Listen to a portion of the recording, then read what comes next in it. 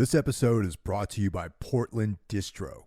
If you love underground music and movies, go to portlanddistro.com for licensed shirts, vinyl, CDs, and more. Go to portlanddistro.com. Plug in the discount code MikeHill666 for 15% off at portlanddistro.com.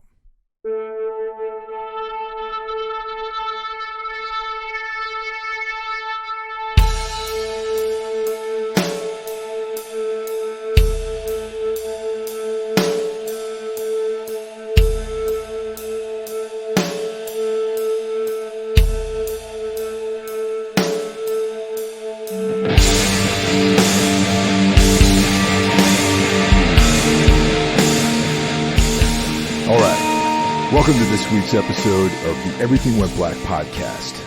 It's with a great pleasure that I welcome back the Addams family.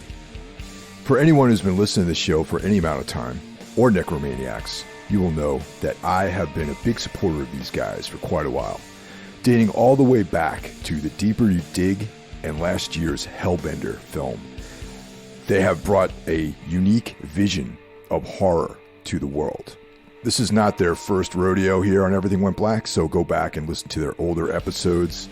This time around, we're discussing their brand new feature, Where the Devil Roams. So check that out. Check out their older movies, buy their DVDs and Blu-rays, go and see these films in the theater if possible. If you like Everything Went Black, please follow the other Horsemen of the Podcasting Apocalypse. It's an elite group of podcasting professionals, elitists, if you will. Kicking off the week, we have Brandon Legion's Horror Wolf 666. Next up is Jackie Smith with Into the Necrosphere. Of course, Wednesday is Everything Went Black. Thursday, Necromaniacs, where I return with Jeff Kashid and Mike Scandato. We round the week out with Spitball Media. We take Saturdays off. Sunday, Carl Hikara deploys Soul Knocks, a podcast for all things weird, esoteric, and macabre. Carl and I have been doing a collaborative project called Darkness Weaves, and phase 1 of this effort has just wrapped up. Phase 2 starts immediately. The mission statement is to cover the work of Carl Edward Wagner. Phase 1 dealt with the short story collection In a Lonely Place. We're moving onward to other material by this obscure, sadly obscure author. Now, lurking in the fringes of reality comes Iblis Manifestations, brought to you by Cheyenne of the great band Trivax. If you like the show, please follow us on social media, Facebook, Instagram. We exist on X somewhat, Threads, all that stuff. But if you want to contribute more support to the show, you can join our Patreon. For as little as $1 a month, you get bonus material. For $5 a month, you get all the bonus material plus early access to the shows. And for $25 a month, you can become a sponsor for your business, your podcast, your band, or whatever project. So you guys have been very busy the last several months. You've been all through Europe. And, I follow you guys on all the social channels, and I've been observing your various activities. So how has it been? It's been great. I mean, every time we hit the festival trail, we meet so many cool people. Sometimes I feel like we make films just so we can get to the festivals, We're a touring band, and it feels wonderful. It's like we are just doing what we want to do, which is to travel to cool places, talk to like-minded people or non-like-minded people about art and music, and eating tasty food, even not tasty food.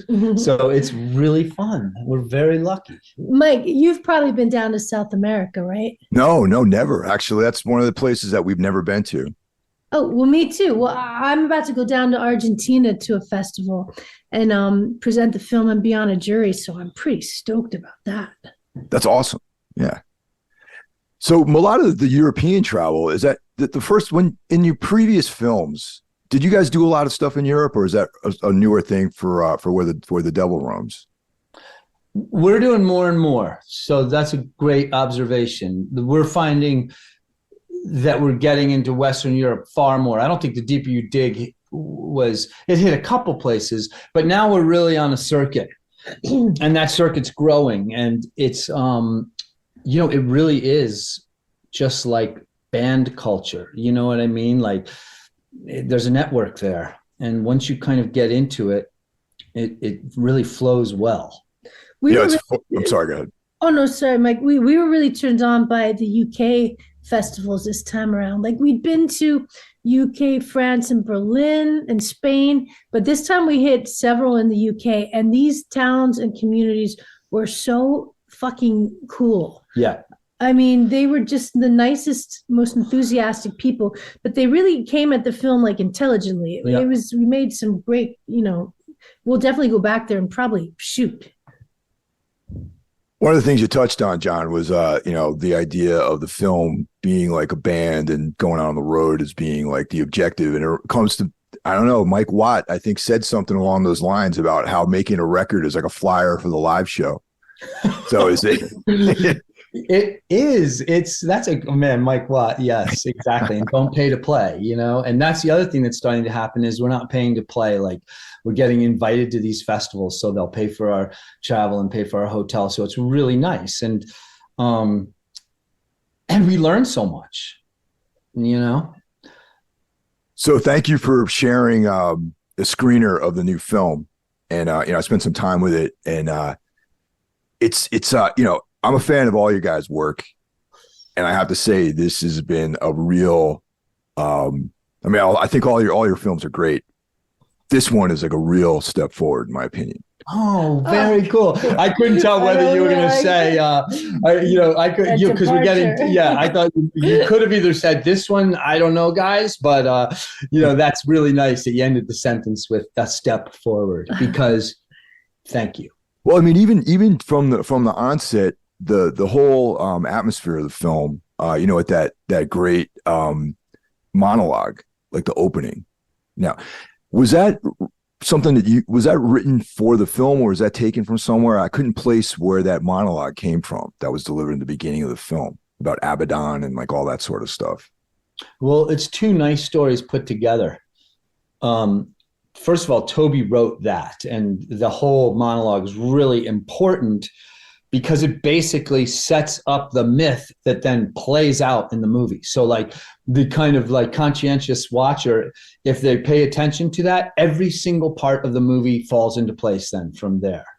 But the reason we were able to do it was because we were messaged on Instagram from a really terrific guy named Justin Julio, who said, "Hey, I love your movies, and if I could ever be in one, it would be great." And so we were just talking to him, and we love Frankenstein, the original Frankenstein. And in the original Frankenstein, there's an opening also, like an intro. And the reason they did it for Frankenstein was because they were worried that that audience at that time was going to be really scared and kind of put off by how brutal Frankenstein was for that crowd in that time.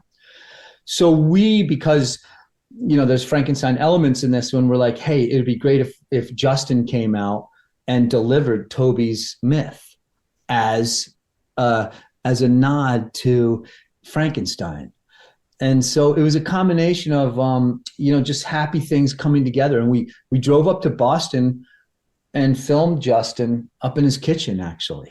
Really? And he worked his ass off and delivered I just think he's exceptional. I mean, right from the get-go, that was the thing that grabbed me was, it's like, it was a difference, there was like a certain heaviness to the tone that kind of set the tone for the rest of the film, and what does that guy do? Is he a writer, a performer, or like? He's never acted here. He'd never acted before. Yeah. He's been in bands. Yeah, I think he's a great singer. Yeah, he's been in bands, and he's a life artist. Like probably a lot of people we know, I imagine, are just sort of 100%. Yeah. And those are the people we want to work with. People like him who are like, I'm a life artist. Can I fit into your movies? And it was like, yes, you can absolutely fit into our movie. We're going to write you a scene. So now that I know that Toby, you created a myth for this film, and I'm quite fond of folksy mythologies and esoterica and things like that. So what's where did this come from? Like, what was the sort of background on this thing? This whole movie taking place during the Great Depression is about a hurt people. It's like about denizens of the earth and, citizens of the dirt, I think. And these carnies are people who are just trying to make a living in a tough time. And I think they're outsiders. And we kind of loved the idea of spinning the idea of the fallen angel, in this case Abaddon, and making him a protagonist. Well, it depends on how you see it. I mean, without spoiling too much, to some in the family, perhaps the devil pulling strings from below is not the protagonist, but there is this love story about the devil who is pushed down into hell by the shiny god, and he claws his way to earth and only makes it on earth disguised as a pauper, again as one of the unseen, and he falls in love with a human, but of course humans die. So we just had a lot of fun playing this with this mythology as like a love story about a devil and a human, and then how that would tie into our family and the thread of survival and transcendence that happens throughout the film. Yeah, there's so much there that just completely resonated with me because that's some of my favorite stuff is like that John Milton Paradise Lost, like Lucifer cast from heaven, and the Nephilim and the Watchers and like all that sort of stuff. And you guys even reference Gnosticism because your character was reading a book about ancient Christians. Right. I mean, we're really we really love the idea because it's a great way to talk about humanity is to kind of bring the devil into play. Now, the Gnostics brought the devil into play by saying, when you think about it, the devil brought us knowledge, and the devil didn't lie about anything. The devil brought everything that he said he was going to bring, or it said everything it was going to bring. And so the Gnostics like to turn everything upside down. And I think that that's really interesting, and it's really cool. And it's a good way to talk about these characters because much like kind of the United States or maybe the world, but we know the United States because we all live here. It's in a real time right now that is a lot like the Depression, where the difference between rich and poor is now this huge spot. And I think the devil is a fun character to use because he is, like you just mentioned, Paradise Lost. He is stuck down in the ice in hell. And it's kind of like, I don't think earth is hell or life is hell, but we're all stuck here dealing with heavy duty. It's beautiful, but it's brutal. You touched on something important here when your idea that, earth itself is not hell, but the imaginary world, like that sort of, that Carl Jungian collective consciousness that we all connect to, and we make heaven or hell, but we exist in this kind of material world, and the thing that connects that idea with this film was like how there's a carnival atmosphere and then there's a, some people are working the crowd, but then there's Mr. Tips who is actually wielding dark sorcery. Yeah. So there's this combination of the material world and this kind of like esoteric imaginary world sort of coming together in the story. And I thought that was like brilliant, and oh, cool. It comes to get, and there's also, I don't think this is probably not like a direct sort of thing, but I'm a huge fan of Thomas Ligotti's work. And there's the idea of like material and this like mechanical force, like driving things forward. And I think the Mr. Tips character connects to that idea a little bit, how there is this unseen dark energy. Yeah. So I think I hit something by when you just, so we'll expand on that if you will.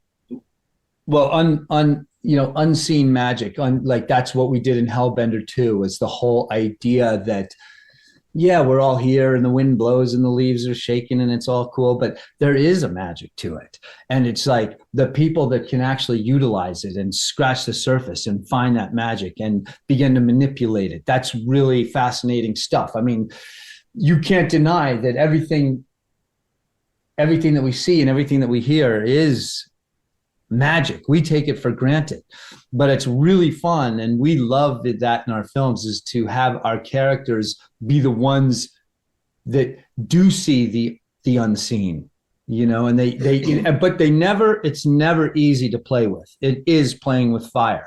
Yeah. Yeah. You know, there's a consequence to it. And we are fallible. So when you start messing around and you start messing with fate and you start messing with destiny, inevitably, just like every Faustian deal, you pay a price.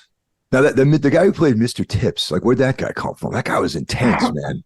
He's cool, right? That's Sam Rod. He was in our third film, The Shoot. He's an excellent actor who I know from years ago from the voiceover world. And the rock and roll world. Oh, and you know him for, yeah. Yep. He lives out in LA, and we were just ready to work with him again. He was phenomenal. When that guy showed up on screen, I was like, all right, this guy's cool. Like, he's got the hat, you know, It looks like he's in the Bad Seeds or something like that, you know? And I was like, this guy's, I just couldn't stop watching him, man. Those eyes and his voice and everything, man. We agree. The camera loved him, and he showed up and delivered. You know, he just went there. We were figuring a lot of shit out also, like, overnight. He showed up and we were still figuring out the poem in the beginning and what that mythology was about. And then we even changed some key words about the devil and God that we had to have him send us, you know, voiceovers for, as we were continuing to, like, really understand the mythology. But that was partly because he came and he delivered such a great character that it was like, oh, suddenly we saw so much because we had written things. But then when we saw it being delivered by a real actor and Sam, it was like, oh my gosh, we got to move fast here to work with his excellence. Yeah, he's like, sorry, go ahead. Sorry, Toby. Oh no, something I love about his character is he really helps nail down that this is a very complicated family. I mean, they do horrible, horrible things, but our goal is that people will still find a way to love them, you know, for their traumas or whatever. And he's someone who they enact some terror to, you know, and whether he deserves it or not. And so he's a very important device in the complexity that we wanted to build about our characters. Yeah, and this time around, specifically in this movie, all of the characters seem really fleshed out, like the backstories, you know, and you know, the World War I trauma, that sort of thing. And real quick about World War I and the Norwegian guy that unfortunately got murdered because he was mistaken for being German was excellent. Because I think, if I'm not mistaken, I think Norway was neutral in World War I. Yeah, no, yeah, and exactly. It's just so funny, and it's funny because that really gets a lot of laughs in Europe. Yeah, because they understand. They get it. Yeah. They're like, oh my God, you know, it's just too funny to all of them. You know what I mean? Because you guys made a point on Americans being so ignorant in their minds. It's like, it's a great joke for the European audience. Because you even made a point of flashing to the Norwegian flag too. Yeah, which I thought was really, I'm like, oh, this is going to mean something. I knew this was, you know, a reason for that. And the crazy thing too is, like, the first time I went to Scandinavia, like, years ago, I was like, oh yeah, cool. You know, Sweden, we're going to go to Norway. You know, we got to go I didn't realize how far away Norway was from Sweden, or even how far away Finland was from Sweden, and how distant everything really is, you know. Did you guys make it up to Scandinavia? I don't recall that you made it up there. Headed back in 3 weeks. I've never been, but we're going to Denmark for a festival. And that's cool because it's our first festival into that part of Western Europe. So we're like, we really wanted to break into that zone. So this is very exciting for us. Yeah, I love it up there. It's like very, people are very polite, you know, and also the cities are beautiful. And this time of year is like great. And I remember, like, I think it might've been the first time I went to Finland. We took the overnight ferry up into Finland. So it's like this gigantic ocean liner that goes up into that area. And I just remember it's overnight too. And we did it in the winter, like November. Awesome. So it was black, like darkness, no daylight. And I was like, I'm going to stand outside as long as I can and take this whole thing in. And I just remember I had like Burzum playing in like a headset, and I was like looking out into the darkness of the night and thinking about werewolves and Vikings and all this crazy stuff. It was such an intense experience, man. Of course, we can't wait to get there for that exact same experience. And by the way, since we're talking about all that, our favorite band right now is Slow Mosa, which is coming out of I think Norway or Sweden. Which one is it? You say Sweden. Maybe it's Sweden. Yeah, Slow Mosa. If you get a chance, check out Slow Mosa. Incredible. I've checked out some of the band, like Pigs. Yeah, check them out. They're really cool too. So Slow Mosa. They kind of have a big business vibe. And kind of like early Queens of the Stone Age, but with a vocal twist. Like his singing style is exceptional. They're exceptional, I think. They've had big influence on us lately. Well, speaking of music, let me ask you a question, John. You did a lot of the film scoring in this too, right? You guys collaborated. I recognize some of the voices on there. And do you listen to the Jesus Lizard at all? Were you ever a fan of them? Dwayne Dennison or any of that kind of stuff? When I was in college, Jesus Lizard, all my friends like Jesus Lizard, so I heard them a bit, but I don't know them as well as I probably would like to. First of all, I love the name, and all my friends were always trying to turn me on.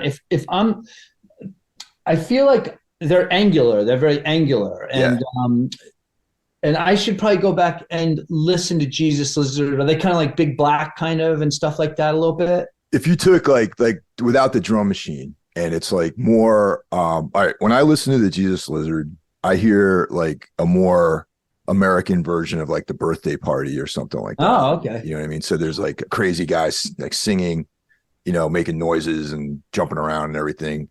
And then there's this like really cool guy with like good hair, like playing like a Strat, or like a Telly or some sort of old, Fender Mustang or something like that with that real surfy, like twangy reverb guitar kind of thing going on. That's what I picture. Like when I think back of like in college, my buddies trying to turn me on to the Jesus Lizard. For some reason, I never took, but I should probably go back and listen because I was pretty close-minded back then. When there's sections of the movie where some of the stuff that the soundtrack, the score music reminded me a little bit of that. And I was like, I bet John listens to like Jesus Lizard or whatever, but it's cool that you don't, I'm going to have to now. Yeah. I got to send you, John just finished side A of the soundtrack today. And I love the opening song. It's really like cool and heavy. And I'm going to send it to you. That's awesome. I didn't have time before this. Did I send you my latest thing I put out? This it's like a solo thing I did called Begotten Sons. Did I send that to you guys? You sent me 3 songs. You sent us 3 songs back when we were traveling in May that were really great. Oh yeah, I think those are demos. Heavy. Yeah, these are demos. Cinematic. This is the final EP that came out. I'll send you a copy of that. You can check it out. It's just whatever, just for fun. I made it for fun. Like it was one of those things where like no budget. I just wrote the songs in the winter. And like I ran into an old drummer that I played with decades ago in Providence, Rhode Island. And I was like, you know what? I should see if he wants to play drums on these things. So I just like hit him up. I'm like, what do you think? He's like, all right, cool. Let's do it. We just got together over a weekend. We recorded it. I recorded the vocals at home. And then I sent it to a guy to mix it and it's done. And I put it out on Bandcamp. I think that's the way. No one asked for it. No one wanted it. It just, here it is. I can't wait to hear it. I think that's the way. Yeah, I love all that stuff. That's the beauty of I guess the age we live in is that you can do things like that pretty easily. You really can. Yeah. Another thing I wanted to ask you guys about was there's that story, The Monkey's Paw, that has been sort of redone over and over and over again. Even like Pet Sematary is sort of a realization of that age-old story that probably started as some folk legend. And there are moments in Where the Devil Roams that reminds me of a kind of a cautionary tale, like Monkey's Paw-esque, thing. Are you guys familiar with that story or that legend? Or I need to be reminded. I know that I've heard it, but and it's funny because monkey paw used to be weed soaked in formaldehyde. Okay. All But right. so what is the tale again? What's the moral? Or This story kind of pops up a lot in the 70s because it was all like post-Vietnam era stuff. And I think that is what reminded me, because there's like some anti-war, like post-traumatic, PTSD thing going on in this film. right? But the monkey's paw is like someone gets killed or dies horribly, and a loved one wants to bring them back. So there's some dark sorcery involved, either in Stephen King's case, the Pet Cemetery, or some witchcraft or some thing. But when they come back, they're not exactly the same. They're different. Right. So there's like that whole conflict between like the natural world and like your desires, and I guess like the human ego wanted to fix things. And that was like, especially as the movie progressed, like that was like another thing that I took away from it, was just like letting nature kind of do its thing. And when man steps in the way, all these horrible things seem to happen. Yes. I don't know. That's just my experience with it, I guess. We love that. And that's what's fun to us. That's why the daughter, is dressed in white for the whole movie with her white wings, and she's dressed in white. And then the last scene, she's dressed in black, just to ask the question, is she doing the devil's bidding, or has she tricked the devil? And what's fun about this movie is, or at least it's fun to me, is that we don't answer the question that you just brought up. Like, we end it with the beginning of it. Oh my God, we're back. Like, well, I just spoiled it. Like, if you haven't seen the movie, but whatever. It's like we don't go on to the point after Pet Sematary. Like all of Pet Sematary is about after the last scene in our movie. Right. Yeah. No, exactly. And that's really fun to us because, it's like the same thing that we did with Hellbender. We have the daughter walk away, go and look for bass strings, but everyone's kind of like, wait, I don't quite understand what happened. Is that bad or is that good? And it's kind of like, I don't know. You tell me. I mean, because that's what's fun about it, because it's disconcerting. Or The Deeper You Dig, which has a similar sort of, there's a blending at the end of The Deeper Dig that people can say, well, you might like it or you might not. Right.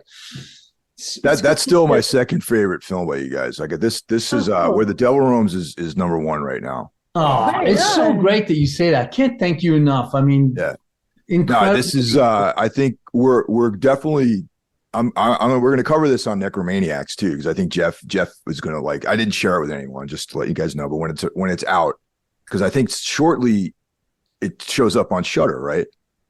No, it's not going to be on. This one's not a Shudder film. It's going to have a theatrical release in a couple days on November 3rd, and then November 7th, it's out on video on demand. Yeah. Oh, okay. All right. Cool. Yeah. Maybe I'll try to find it in a theater somewhere. I think that'd be really cool. It's going to be in Manhattan on the 3rd. Yeah, on the 3rd, and John and Zelda are going to be there. It has two screenings at the Alamo Draft House in Manhattan. Oh, okay. On November 3rd. Wow. Okay. Maybe I'm probably going to go to that one then. That'd be cool. One's sold out, so if you get a chance, check it out. It plays all week. But it does? Yeah. Oh, okay, cool. It plays cool. like the 2nd to the 8th at Alamo. Okay. But John and Zelda will be there for the 7 and 9:30 shows on the 3rd.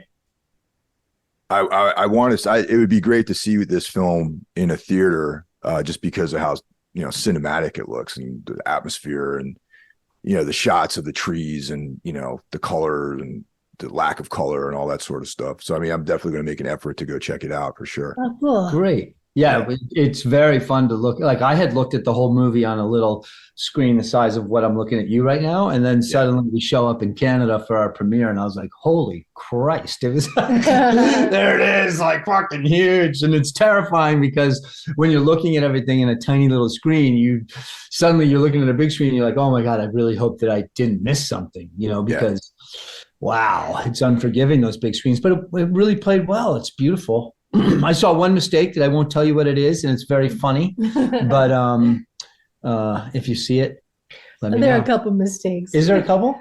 I saw one. I saw another with like Zelda's beret. Sometimes it's on the right side, sometimes it's Oh no! Oh, so it was a I continuity mean thing. mistakes like I know like there's a what you're talking microphone in one of the shots. Oh, wow. Yeah. I But didn't no know. one I mean, said anything about it yet. So it's pretty fun to me. It's like, okay, cool. I can't wait till somebody's like, wait a minute, what is that? one of my other favorite parts of the film was the interaction with the 75-cent room, actually. Yeah. Right. That's our neighbor. That was so That's your neighbor? That's Yeah. awesome. That it's like that reminded me. I mean, I love David Lynch, and you guys, your films do not have a Lynchian vibe to it, but that one scene has like a Twin Peaks kind of like, that argument between 75 cents a night or 75 cents per person per night is like something out of like Twin Peaks. And even the old lady, your neighbor, reminds me of a character from that show, Oh, She's genius in it. And I'm really glad that you mentioned that scene because we love that scene. But it's funny that it troubles people because everyone's like, why didn't she kill her? That's what everyone asks. And it's like, yeah. that exactly why we wrote the scene is to not kill her, like because of that like undone bow, See, now that was a question I had too, because I can see in Toby's face like the way that she was going through that role, like the acting there was like a conflict going on of like, should I take this lady out or should I let her live? Yeah. And there was a moment when in the aftermath of that where I was like, oh, there's going to be a cut back to her with a big hole in her head or something like that, I think Maggie feels like she's embarrassed by her lack of education. I think it's almost like self-punishment that she's like, I haven't earned this killing because I can't fucking count 75 three times. I'm not going to count 75 three times, So she's like, I think it's almost like she's punishing herself for not being educated enough. But you did say something that's true, so you're completely aware. We also filmed that so that we had an escape hatch later to use that same character for body parts. Oh, okay. So we set that up so that if we need body parts later, we can come back, and she's our neighbor, so we could just get her to come back and we would do exactly what you said, which is to show her chopped up and her missing body parts so that but it turned out that we didn't need her. So we kind of liked that it was like an undone bow. I got to say too, the gore in this film was pretty awesome, by the way, like the gore, it was very visceral, and there was like a real sense of like, this like meat sort of, just feel to everything, it was ugly and it was done well, I thought, Thank you. We worked hard on the gore. Nothing like the teeth of a saw, just a rusty saw. And we have plenty of those around here. And we had seen a lot of really great movies. We had noticed on the festival circuit with Hellbender that there was movies that were doing excellent gore, uncut away stuff so that you had to watch. But it's really done artistically, like The Sadness did great. I don't know if you saw The Sadness. Oh, yeah. Yep, I did. Like the violence in it was really well done. And then we also had seen a movie called Megalomaniac. Oh, Megalomaniac. Have you seen that? No, I haven't seen that one. It's out now. You got to watch it. Okay. If you like Megalomaniac, it's hardcore. It's very mean. And then the other one that we saw that was mean and brutal was the Golden Bear. No, the Golden Glove. Oh yeah, I've seen that one. Yeah, that's based on a true story, actually. Correct. Right. Yeah. And the scenes in it, like, are when people are like, "Oh, should I go see it?" I'm like, "Well, I didn't tell you to go see it. Like, remember that I didn't recommend it, but me and Zelda saw it together, and we both were like, we need to make a movie that also stinks like that stinks." Yeah, that stinks. That movie, you feel like you need to take a shower after you watch that movie. You know what I mean? It's like you can feel the rot and just decay and nastiness in that film. You smell like bad schnapps, filterless cigarettes, and rot. Yeah.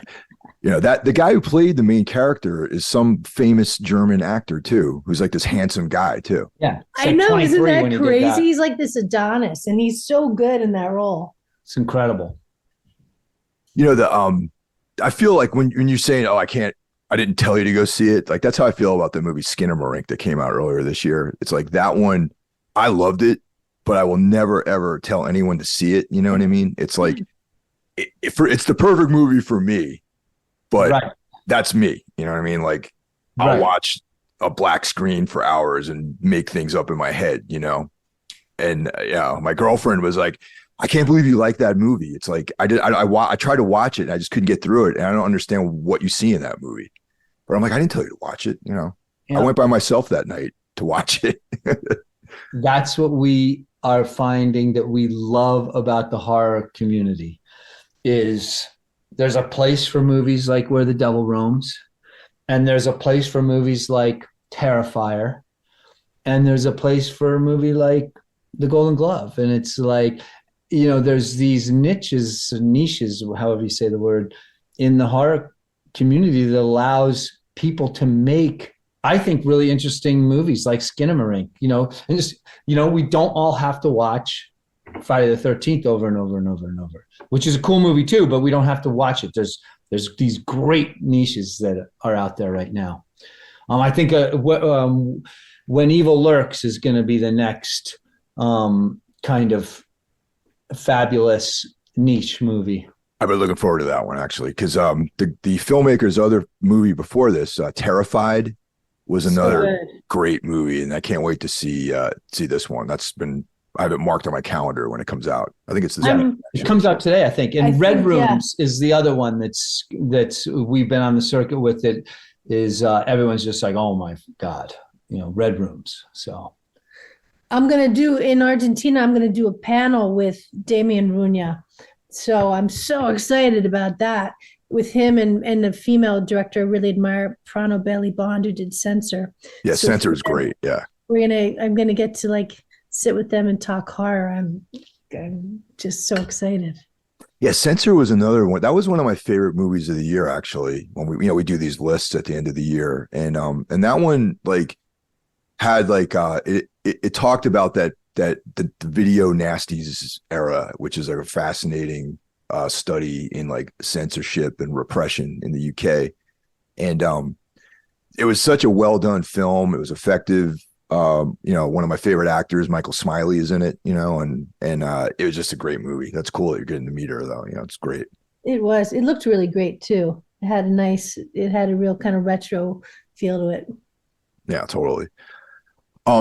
So in the hierarchy of films that you guys have done, are you happy with this? Because I think it's great. Is it something, you're going to look back on and be like, this is like, I know when you're in a band, your most recent record is always your favorite one.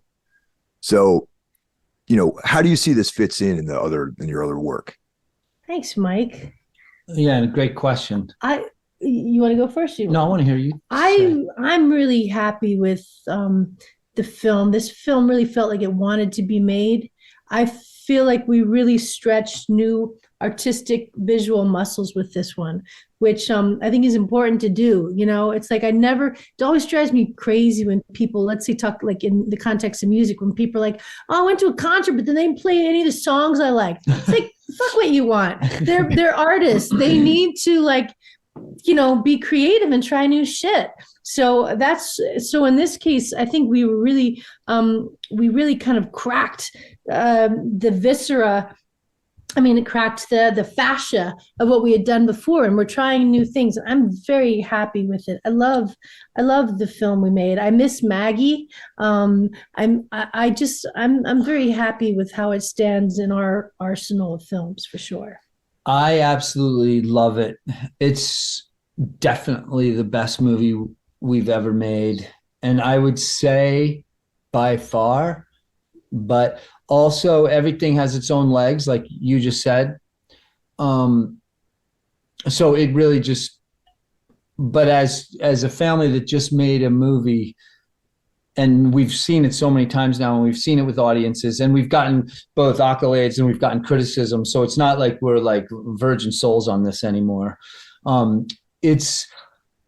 First of all, it was beautiful to make with the girls. So like the memories of making it were only gorgeous. And I love it. I Oh, and think there's a cameo by Lulu in this. Lulu. Yeah, Lulu kicks ass in this one. And so everything about it, yeah, I just love it. It's definitely the best thing we've ever made. And what was nice about this one was we have learned a lot. The most we ever learned in the past was with a movie that we did that wasn't good. And it was so painful that we learned like basically super painful lessons that help push us further down the road, because there was so much like fucking pain in a movie, you know. This one we're learning, and it's not painful. It's like we're learning. It's like a positive learning instead of like I don't know, like the carrot and the stick. This one's not the stick. This one's the carrot. Well, Mike, what do you? I mean, you're someone who has a long, line of being creative and doing new music and new albums, and all the stuff you're doing. What do you think about the importance of just not riding on your laurels? Well, I think it's clear because this film, I think all your movies are different, and that's what I really like about it. You know what I mean? Like once again with music, there's some bands out there like Slayer, who make records that are great, but they all sound kind of the same. Cannibal Corpse is another band that's like that. It's like, what you're going to get. The Swans, you have no idea what each record's going to sound like. You know what I mean? And what you touched on, Toby, when you go to see the Swans play, you're not even aware of they're playing stuff that is kind of familiar, but not familiar. It's new, it's old, whatever. Like you don't want to hear hits from them. And I think that the Addams Family films are like a Swans record or something, because it's like every record, every movie different.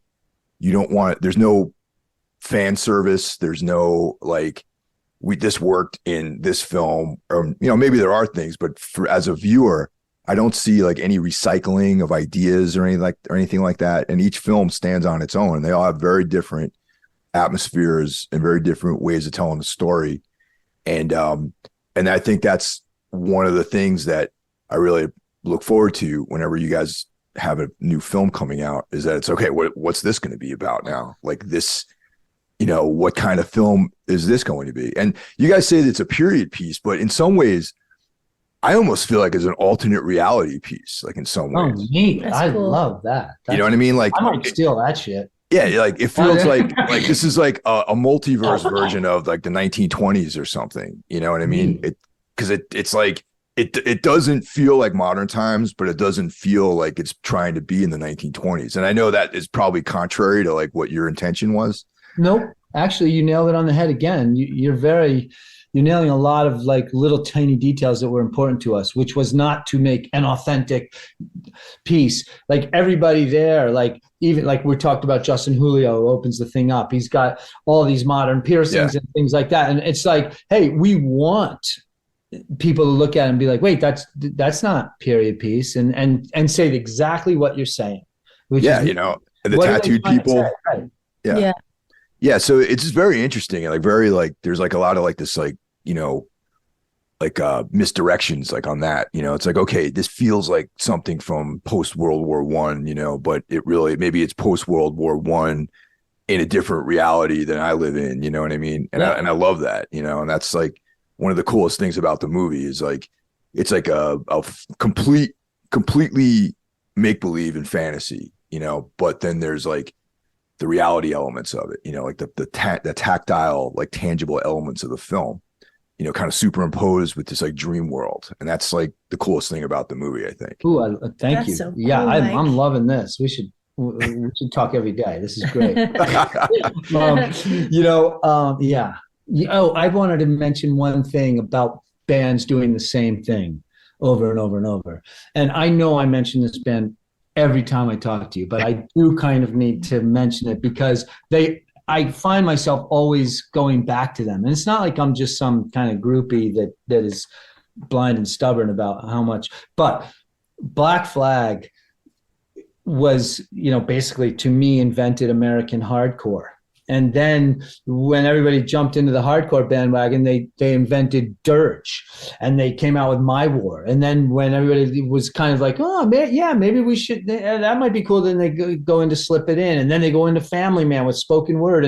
And Henry even said at some point, he's like, the thing about Greg Ginn was every album had to be different. He was like, he would put out one thing, gain, a whole bunch of followers, everybody would come to the next show, and all the music was different. Yeah, no, totally. I mean, Black Flag, I have 2 Black Flag tattoos. I got the bars, and I got like the everything went black, like shears, Ooh, so it's nice. like, yeah, well, there you go. I mean, yeah, it's and like I always feel like Greg Ginn was like the ultimate like sort of antisocial guy who wanted less people to like his band, like it's like he kept alienating more and more people, but by doing that, the music became more and more interesting, and even like In My Head is like my favorite record by them, and that's the one no one likes. Like everyone thinks that's a garbage record. I love it though.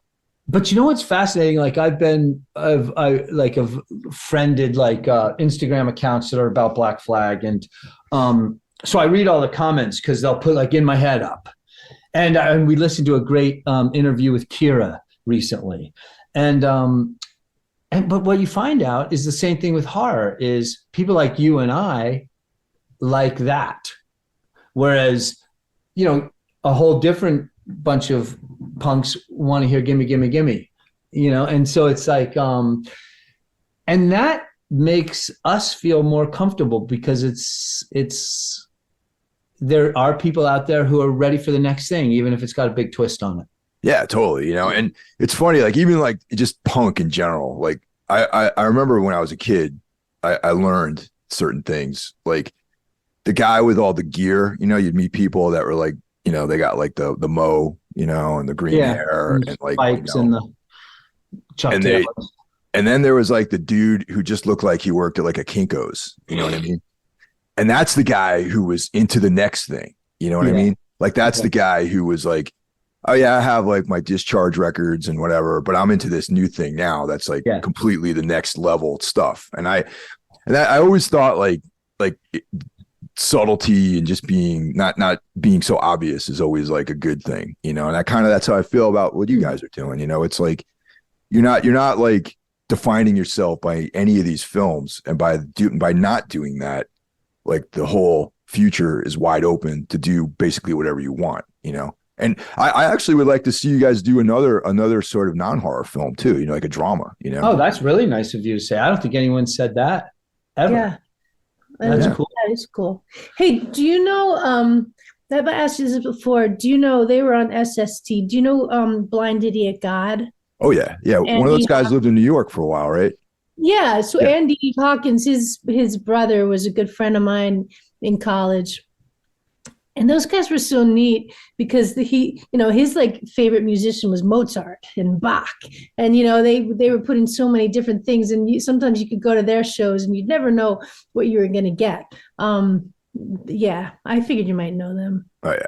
One of my favorite SST bands is Saccharine Trust. Oh, great. Dude, once again, a band that you really had no idea what their records are going to sound like. Sometimes it'd be this cool jazzy like sort of thing, but then it'd be like this like super emotional like outpouring. And those are the ones I liked. I like the ones where you can tell the guy is just like tearing his heart out and feeling all this emotion, and but I was always fascinated by that whole era of music because it was such a mixture of things, and then you can have Saccharine Trust tour with Black Flag, who are like just like the ultimate expression of like intensity, and have all of these things, these different energies performing on a tour together is like something you just don't see anymore. That's not how things are put together these days, That's what Mike Watt was. We listened to a great interview with Mike Watt, and he was basically saying back when, when the Minutemen and Saccharine Trust and Black Flag were all playing out in Southern California, there was no like homogenous sound. Everybody wasn't playing gimme, gimme, gimme. You had the Minutemen singing Ice Machine, and you had Saccharine Trust doing their thing. And it's like, that was punk because everybody showed up and did what they wanted to express. And I think that is so badass. You know, things did get homogenized and, you know, put in boxes and stuff like that. But that was a really cool time. Yeah, I know like some of the tours that we do, it's like, you know, it's like every band has like a similar sound in some ways. And it's like, it gets, you know, after like the second week, I usually just like, you know, we play our set, and if, depending on where we're going on the bill, and I'll just go and like go to Denny's or something like that afterwards, because I've seen it all like so many times over and over and over again. And it's not even like the bands are bad. I just get tired of the same thing over and over again, you know? Yeah, I remember, you know, here's a funny one. The first time I saw Black Flag was actually in New York City, and they hadn't come, they were doing Damaged, and but they were starting to play some new stuff, and the Minutemen played Meat Puppets played before them, and the crowd fucking hated them. Oh yeah. And this was a huge turn on for me because they didn't give a shit. And New York, the punks at that time were pretty aggressive, and they were throwing shit at them, and fights were breaking out. But the Meat Puppets just kept playing. Yeah, like, no, you gotta love great. it. This is great. Everybody's really pissed off. So this is really wonderful piece of art. We'll just keep playing. And Black Flag waited until the Minutemen, you know, played for way too long, and the crowd was super angry. And I remember thinking, this is awesome. Like, yeah, that's what it's all about, you know? It was. Yeah. Well, thanks for your time, guys. And yeah, I mean, I'm looking forward to this film getting out there and seeing what other people think about it. And you know, I'm excited. I'm probably going to watch it again. Thanks, Mike. And I can't wait for what's coming up for you with Tombs. And that's exciting. Yeah, you're going to send me some tunes, right? I'm going to send you that solo thing I did, Begotten Sons. And it's been I got to be honest with you guys, it's been a little bit of a struggle this last year, not creatively, but like on the business side of things, you know, like a lot of things have been canceled for us, a lot of like you know, kind of misdirections, you know. But I think with the new record coming out next year, it'll be a little bit easier to do things, so that's good, you know. So we look forward to it. It'd be great to see you live. Absolutely. That'd be fun as shit. Normally I would have a million options to tell you when you can see us live, but like I said, these last, you know, 12 months has been like very, very difficult. You know, I'll be like, oh, well, here, I'll send you our schedule. Here, we're playing here, and here, you know. But right now it's been like, we've been really selective about what we've been doing, just because of like, I mean, you probably know, like when you tour like too much, sometimes you have to like, it's a diminishing return at times. So we've been kind of being more like selective about the types of things we do. And as a result of that, we've been kind of like selected out of a lot of things. So yeah. But anyway. Well, it'll turn around. Oh yeah, no, I'm confident it's gonna be fun. Yeah, no, it's gonna be good. All right, guys. Well, have a good weekend, and I'm looking forward to checking this out on the big screen next week. Thanks, Mike. Peace, Mike. Thanks. All right, take care now. Bye-bye. Bye.